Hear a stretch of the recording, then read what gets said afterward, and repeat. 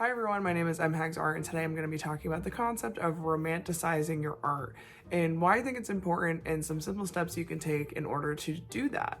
So, romanticizing, what does that mean? It kind of honestly means what it sounds like. It is taking something that seems maybe mundane or routine or typical in your life and just adding a little, for lack of a better word, magic to it, like making it feel special or more special than it actually is, because you want it to feel exciting again. You want it to feel like you are the main character in your own life, which you are, right? And channeling your inner Studio Ghibli character, basically. This is a trend. So you've maybe heard this term, romanticizing your life, things like that. And yes, maybe it is a bit overused. Maybe it is a little cliche, but honestly, that's kind of the point of romanticizing your life, or in this case, romanticizing your art, is it is kind of cliche. And you're supposed to just like own that. It truly is just adding a little magic and a little bit of flair, I guess, to things that we normally don't. What are the steps you can take to romanticize your art in your daily life? I would say I have about 4 things I think you can do, and honestly there's probably way more, so if you guys think of other things, please leave in the comments. So the first thing is get cozy. And so it sounds like such a simple thing, and it's a kind of another word that's maybe being overused nowadays. Like, you might even see in my videos I use the word cozy a lot, but it is really just what I'm going for, and I think it really does add to the romanticization of life. Like, it just, to me, channels slow living, breaking against the hustle and bustle culture that we are so programmed to just accept. Tiny little things you can do when you sit down to do your art is like make a cup of tea, or if it's too hot out for tea, making like a fun beverage. Something else really simple, lighting some candles. As you can see, I have a candle lit behind me. Lo-fi music, basically background noise. This is something else you can do to get cozy, add to the environment, to the vibe. That's really what you're going for. Like, what's the vibe and what's the tone that you're setting? Especially if you're like me and you have a full-time job and you have a lot of other things going on in your life. You're like, this is my downtime for me, and I'm gonna get cozy and I'm gonna treat myself, and it's gonna be a good time. So whether that's like certain lo-fi music that you like to have in the background, or just certain music with actual lyrics, that works too. Maybe you want to put on music that goes with the season that you're in. So for right now in the fall, maybe you want to put some like autumn jazz on, or maybe some Over the Garden Wall soundtrack. That will set the mood for you as well. And again, fill in the blank for whatever season you're in at the time. Also, audiobooks are really great. So whatever art you're going to work on, thinking of an audiobook that kind of matches that vibe also, and just like putting on your big over-the-ear headphones and really zoning in on your work with whatever you're listening to.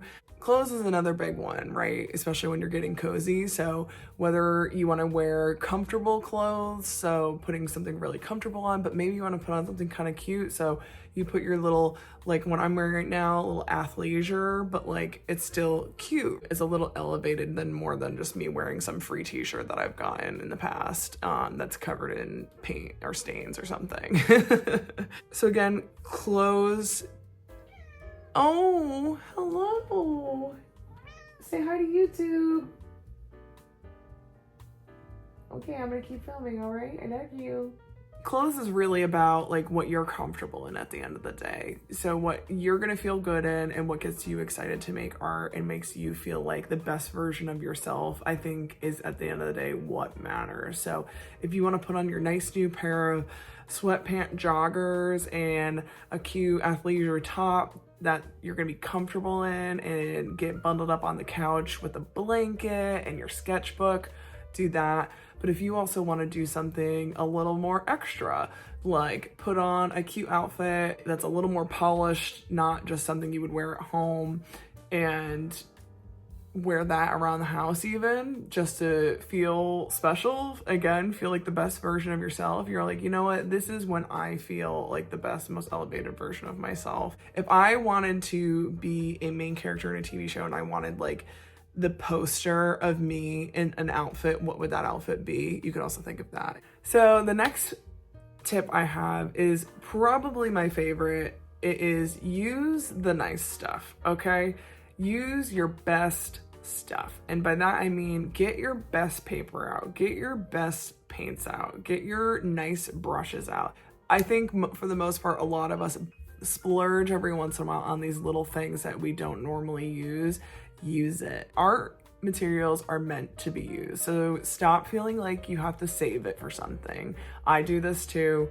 I have all my nice paints in a bin, and I'm like, oh, these will be for when I really am gonna do like a real painting. No, who cares? Any painting you do is a real painting because you're painting. First of all, you're probably not gonna use it all up anyway. So even if another opportunity does come along where you wanna use them, you'll still have them because there's a bunch of paint in that tube that you're probably not gonna ruin that brush just from using it once. I mean, I hope not. Also, when you're using it for practice, you're gonna get used to it and get better at it anyway. So then when you do the real painting or whatever it may be, you're gonna have that practice prior and you're gonna be better at using it in the future for that real painting. I know this comes with a level of privilege, but you can always replace them. Things are replaceable, especially art materials. Like, they are meant to run out so that you have to buy more. It just happens. Another point is when you make a bigger deal out of your practice by using these nicer materials, that'll kind of put you in this mindset of like taking it seriously, but also making it less pressure because you're using the material that you thought was when you only are doing something super serious anyway. So if you're doing something not as serious, if you're just practicing, if you're just working in a sketchbook, if you're doing something goofy with it, but you're romanticizing it by using those really nice materials, you're automatically taking that pressure off yourself. So you're gonna learn how to also be less precious about your work. You're not gonna feel like every single piece you make has to be this pristine, polished, professional piece of work, because I do that to myself a lot. Hopefully using these nicer materials will automatically help you kind of learn that mindset. The third point and tip that I have for romanticizing your art is make your ideal space. So this is vague because it can mean so many things to so many different people. I know that my ideal space to work in for art is gonna look so much different than other people's. Do you want a cute desk setup? How can you make that happen? And yes, again, I'm gonna acknowledge that some of these things maybe require money to make it happen, but maybe it's not as much money as you think it is by adding just simple, small touches. Some people, you might be able to even have a dedicated room or space, like a studio space. What is more quintessential, like romanticizing your art experience than like having your own art studio, setting up an easel and just having canvases everywhere with all your experiments on them? If you could have that dedicated space, do it, make it. I live in a studio apartment, so I can't have a whole room for just my art, but I definitely have a desk in like a little area. I have made the cognizant effort to make this my dedicated art studio space. You know, for example, I also love gaming, and I also dream of getting like a desktop computer so that I can actually do more PC gaming easier. Right now I have to like use my laptop, and my laptop can barely handle anything. But I've made the decision to not put that on my desk because I knew the minute I add a computer to this desk, it's gonna make it so much harder for me to do art, and I need the dedicated art space. And I'm like, I'd rather make sure I have that before I have something else. But if you need a dedicated computer space first, that's up to you. But if you can find a way to have your dedicated art space, make it happen. There's also great ways to romanticize your art and where you are doing your art without having your own space at home. So if you're someone who can't have that amount of space at home dedicated to just making art, you can also romanticize the crap out of doing your art by going to like a local coffee shop. How cute is it when you see either someone in real life, which I don't see too often, but usually, I see it online where people make reels or TikToks or whatever of them going to a little local coffee shop and doing art. They bring their iPad, they bring their sketchbook, whatever. They get a little latte, they get a little pastry, they sit down at the beautiful coffee shop and they just sketch. Or maybe they were even sketching the people that they see around them. Like, oh, chef's kiss, so romanticized art experience. It's something that I've been wanting to also do myself. Main character energy, like, yes, I am that girl that's out at the coffee shop sketching. What about it, Maybe you live where right now the leaves are starting to change and you can go outside and draw or paint the new foliage that's coming out. Oh, maybe you have a little picnic. Maybe you bring a little blanket, some snacks, some sparkling cider or something like that. And you sit outside and you paint what you see. If you're in a park, maybe you're drawing the people that are walking around, things like that. So there's so much you can do even outside. Go to an actual studio. I'm sure this exists. I've never really looked into it, again, because I'm someone who I just enjoy working in my own space so much already that I don't feel like I need to get out. But maybe there's like studio space that you can rent near you. I know there's also like a lot of those co-working spaces. Maybe you can go to one of those. Maybe there's something like that where you can like rent by the day instead of having to make the investment in renting in an actual art studio. Maybe you can rent by the day like an art studio space. Maybe you take like a art class from your local like rec center or your local community college or something. How romanticized is it to go to an actual art class and learn from like a professor? You get to do like art critiques and stuff like that. Like, when in real life do you ever get a chance to do like little art critiques with you and your classmates? Never. I was a studio art minor, so I remember those days, and God, there was just nothing better than walking through an old art building, because it was always underfunded, let's be real. Try to find a local art class or something like that to maybe even sign up for. That is a super cute way to get out of the house and romanticize the hell out of your art. The last point I want to make is more of a mindset thing. So how do you romanticize your art? It really is about the mindset that you have. I've said these points a million times now, so I'm going to be a little repetitive, but it's channeling your inner main character energy. Like, you are, I haven't seen the movie, I apologize, even though I do love Studio Ghibli. Like, what's her face? I think it's from Up on Poppy Hill. Actually, I think I have seen that movie.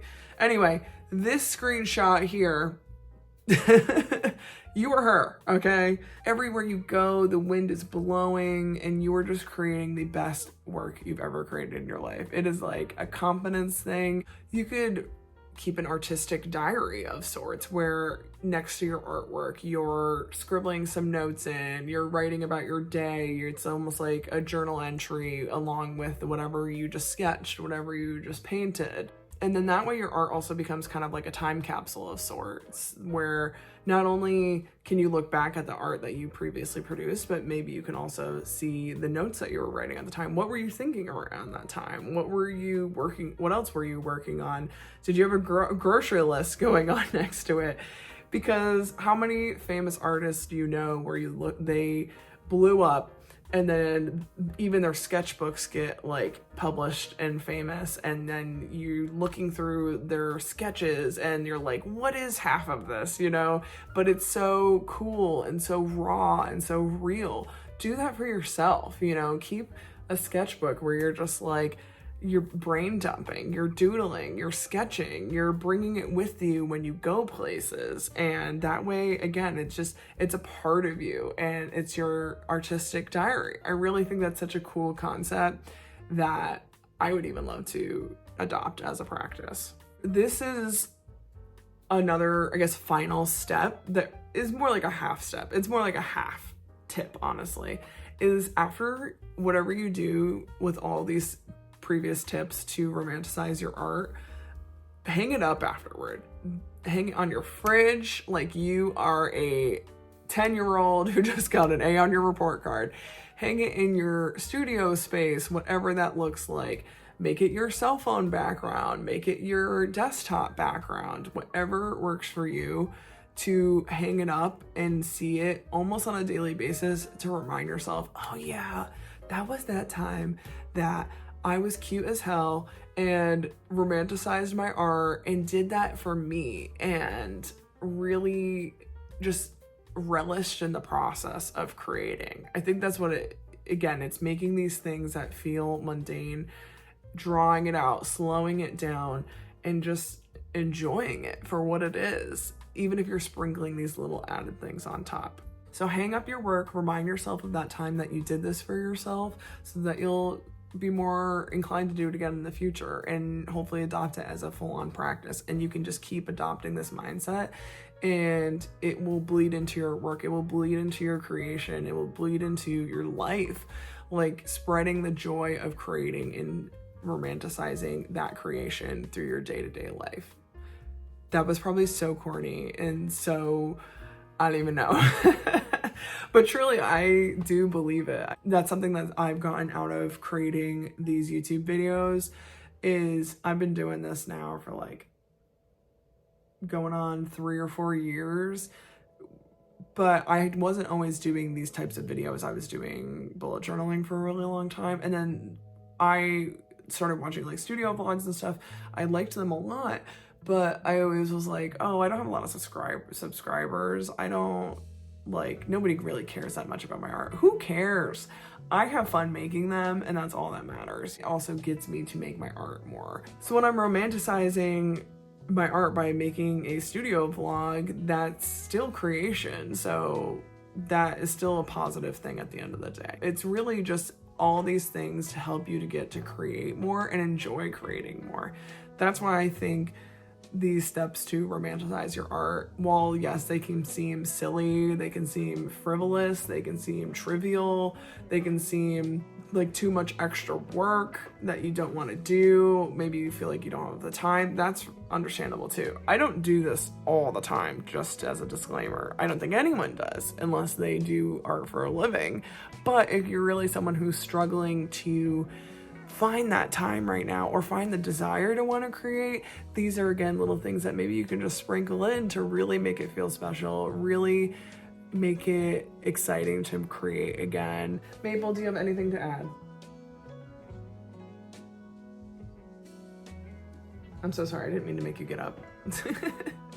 Like I said, this is not something you need to do on a daily basis for sure, even on a weekly basis. But if you can, like, once a month, once every few months, once a quarter, once a new season, break out the nice stuff, get cozy with it, whatever that means to you, put on a cute outfit, whatever that means to you, set it up in your ideal space, or maybe it's in your new space that you're trying out if you're trying to go to a coffee shop, whatever. And then get into that mindset that we discussed with being your main character, being your cute little self, and getting cozy and making this whole process romanticized so that you will enjoy it more, that you'll want to come back to it, and that you'll remember it. It'll just feel so transformational. It'll feel so tactile. It'll feel so like, oh, I am an artist. I didn't think I was going to get this corny with it. I didn't, but I think just truthfully everything I've had going on in my personal life, which I maybe will talk about at a later time, that a lot of this is in perspective for me right now. Truthfully, I haven't been able to create anything in a couple months because of everything going on. And so I think also me talking right now has been a little cathartic, has been a little therapeutic for me to remind myself that I am still an artist, even though I haven't created anything in a little while. And these are little things that I can do once I'm ready to go back to it, to get back in the swing and feel like an artist again, you know? So that's pretty much it. Say goodbye, Maple. Goodbye. Thank you so much for watching. I hope you got something out of this. If you have any tips or anything you'd like to add about how you romanticize your art practice, I'd love to hear it. If you like videos like this, you might also like my how to balance art and your full-time job, which I will link above and below if you are interested. I occasionally do talking head videos like this, but I also do bullet journaling content. I'll do the occasional art vlog. I do other art videos. I just do artsy stuff, cozy stuff, occasionally blab to the camera for a little bit. So if you're into that, make sure you subscribe. And if you liked the video, like the video. And I hope I will see you in the next one. Thank you so much for watching and take care until next time. Bye.